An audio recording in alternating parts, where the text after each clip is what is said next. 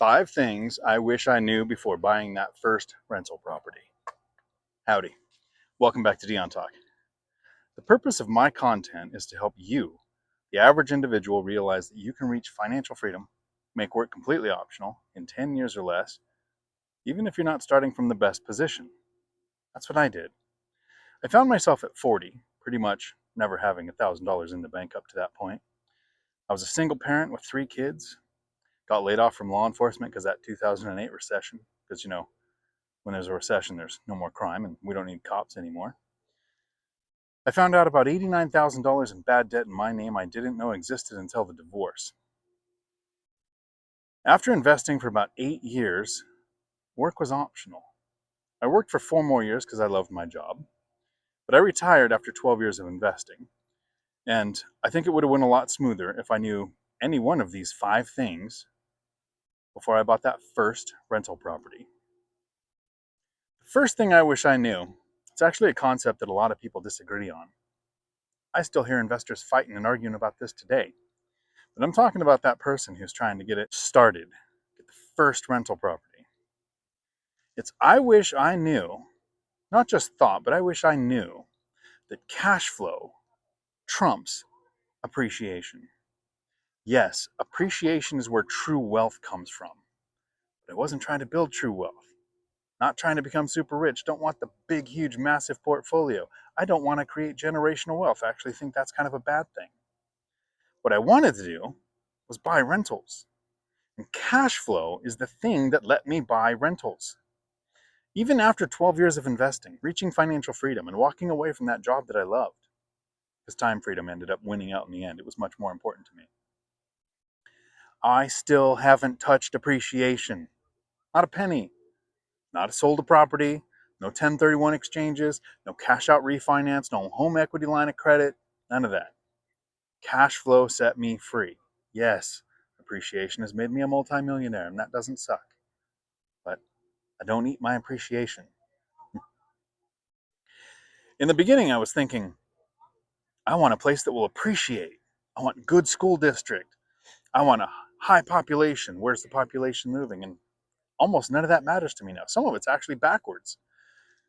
I don't want a good school district. What does a good school district mean? Higher property taxes. Your tenants will probably age out of your rental, increasing your tenant turnover because once that kid's out of middle school or high school or whatever school they liked in the area, they're probably going to move. A high population. I own a rental in McKenna, Washington. When I purchased it, there were 600 people living there. Now there's about 450. It's still one of my best performing rentals. Last time I had a tenant turnover, there was a line of people trying to get it. That population, that school district, that appreciation I was looking for, didn't make me retire. That cash flow did. The next thing I want to make sure that people understand, this second thing, is that reserves are not optional. In the beginning, there were times when I would think, I need to have the money for the down payment, closing costs, money for the immediate repairs, and the reserves that the bank wanted. Sometimes I even actually used my retirement account as a reserve. Lenders will recognize 50% of your retirement account as a reserve. But in those first few years, the expenses that happen, the repairs, the maintenance, the vacancy, the things that happen before you've set aside all the money from that 15% you're setting aside every month for repairs, maintenance, and vacancy. In that first year or two, the expenses are coming out of your pocket. Make sure there's something in your pocket. My reserves scaled with the size of my portfolio. I believe in Murphy's fourth corollary, right? Everybody knows if something can go wrong, it probably will. But people forget that if a sequence of events can go wrong, they will, and in the worst possible order. That first house I bought, I thought, the bank requires reserves. What I needed to realize is you should require reserves. Think you're buying a rental property? You're actually buying a house that's mentally unstable, has trust issues, and a leaky water heater. So now, the way I look at my reserves, since as your portfolio grows, most of everything you want to do should run on cash flow, I steal a line from the Emperor's New Groove. No touchy. They are reserves. They are for emergencies. That's why they are there. The third thing I wish I understood when I started is so many people focus on passive income, right? They want that iron lung passive income. How many tards do I see in the comments go, well, you have rental properties, you're not retired. Well, 2 hours a month sure beats that 60 hours a week when I was working. But I'll admit they're actually absolutely right when it comes to investing in real estate. That is not passive. That is life consuming. The self education, the hunting for deals, the negotiating, the stabilizing the properties. Now, that rental ownership, yeah, 2 hours a month to manage 18 rentals, it's kind of nice. A couple $100,000 a year in profit for 2 hours a month, it's kind of nice. But it definitely wasn't 2 hours a month. It was somewhere around 2 hours a day in the beginning. Then people go, well, I'll have it passive, I'll have a property manager. I believe it would take me more time to manage a property manager than I am managing my properties. And in the beginning, those property managers are even less passive. People think, well, I'm starting out, I should have a property manager. You need to manage the property manager. You are going to have to date a lot of frogs before you find your ogre. You're going to fire them.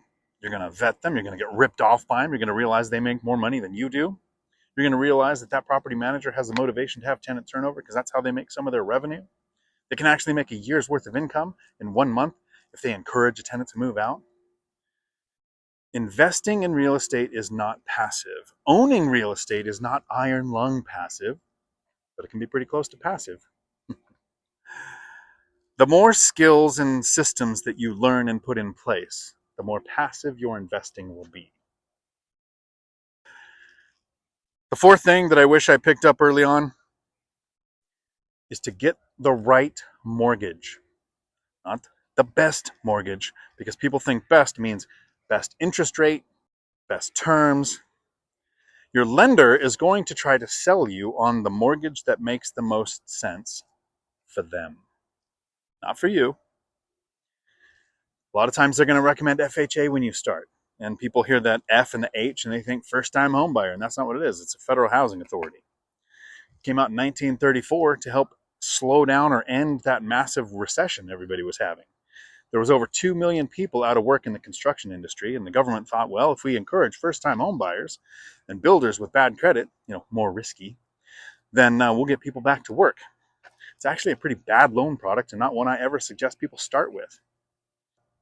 My first house I bought with an adjustable interest rate. Yeah, I'm sorry, I kind of caused that 2008 housing crash that got me laid off. I wouldn't touch an adjustable interest rate now, and I had to educate myself to find that out. I think most of us educated ourselves around 2007. About 51% of loans were adjustable interest rates. Kind of why the housing crash happened, at least a contributing factor. So all of my loans now are 30-year fixed rate debt. They were conventional loans because I want that mortgage insurance to go away automatically, because on some of my properties I put less than 20% down. But what is the right loan product for you? It might be conventional. It might be FHA, which is not designed for that first-time buyer. It's designed for the person who's bad with money. You have a bad debt-to-income ratio, bad credit score. FHA might be your answer. It could be a DSCR loan. It could be seller financing. There's so many options that you should educate yourself on before you make a commitment to a 30-year loan product. At least know what you're getting into. And the fifth thing that I wish I knew when I was starting out before I got that first rental, it doesn't have to be perfect. You're going to hear a lot of investors that have reached financial freedom that have that survivor perception that say, I only buy great deals. I don't think any of my deals were great in the beginning. They were base hits. You don't get RBIs unless you got players on base. That is the closest you come to a sports ball reference from me.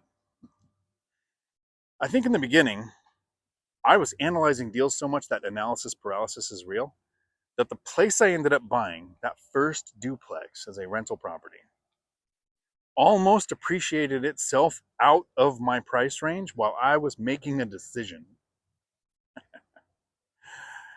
And then I just realized that I have my earbuds in because I was down here listening to an audiobook. I hope the audio doesn't suck. Let me know in the comments below. Did I blow it with the audio? If you just pay attention to maybe one of these 5 things before you buy that first rental, you're way ahead of where I was when I started. If you at least watch this video a couple of times, and you take notes on the 5 things that I wish I knew before that first rental, your first or next rental purchase is probably going to go a lot better.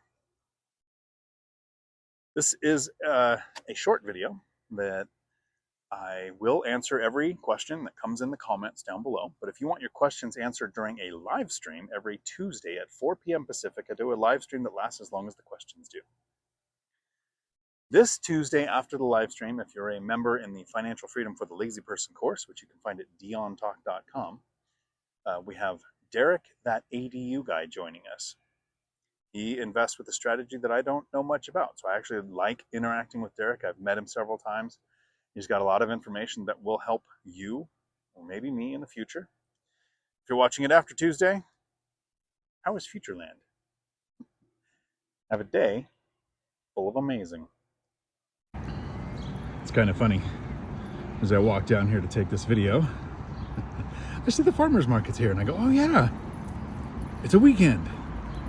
People still have those. Oh, they got me. They saw me coming. We're sorry, the number you have dialed is not in service at this time.